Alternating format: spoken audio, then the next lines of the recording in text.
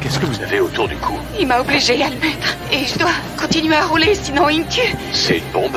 Je dois continuer, je suis désolée, je veux pas mourir, je dois rouler. Madame! Non! Attendez!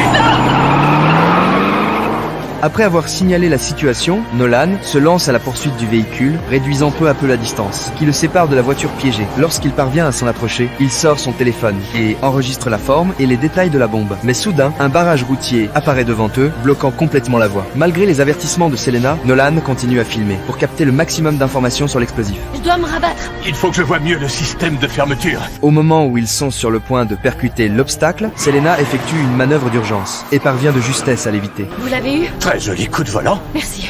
Peu après, la police retrouve le numéro de téléphone de Pam. Nolan l'appelle aussitôt, tente de la calmer et lui demande de les suivre, jusqu'au point de rendez-vous avec les démineurs. Mais Pam panique. Elle craint qu'en s'arrêtant, le tueur fasse exploser la bombe. Pam, c'est un mensonge. Les démineurs disent qu'il n'y a pas de GPS sur votre collier. Il ne peut pas savoir si vous roulez ou pas. Vous êtes sûr? Oui, oui, Pam, j'en suis sûr. On va se placer devant vous et vous allez nous suivre, d'accord?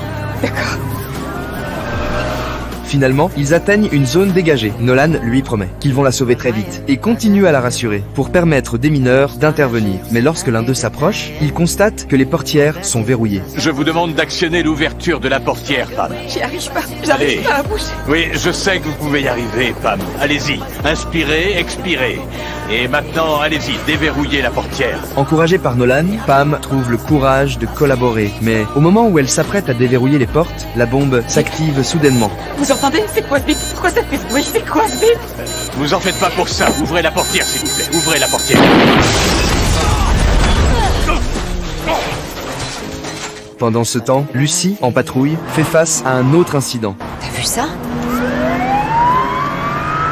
Centrale, ici c'est un enfant. On a une deuxième bombe. Je répète, on a une deuxième bombe. Pour que le conducteur entende mieux les instructions, Lucy lui tend son téléphone. Puis elle lui ordonne de garer la voiture dans un endroit sûr. Mais Clayton, paniqué, est persuadé qu'il va mourir. Lucy pense qu'il est en pleine crise d'angoisse et lui conseille d'écouter un peu de musique pour se calmer. Femme est morte aujourd'hui après qu'un agresseur non identifié a placé un collier d'explosifs autour de son cou. Oh mais c'est arrivé à quelqu'un d'autre. Et elle est morte. Creighton, écoutez-moi, ça ne va pas vous arriver, ok? Je peux vous garantir que ça va pas m'arriver. En entendant cela, Clayton s'arrête brusquement, sort une pince et tente de couper le collier autour de son cou.